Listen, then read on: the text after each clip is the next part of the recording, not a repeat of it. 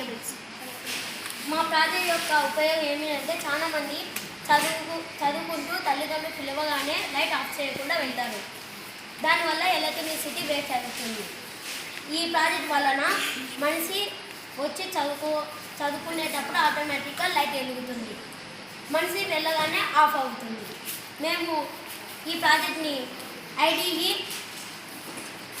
Software వలన ఈ ప్రాజెక్ట్ని విజయవంతంగా చేసాం. దీని వర్కింగ్ యూజెస్ ఏమి?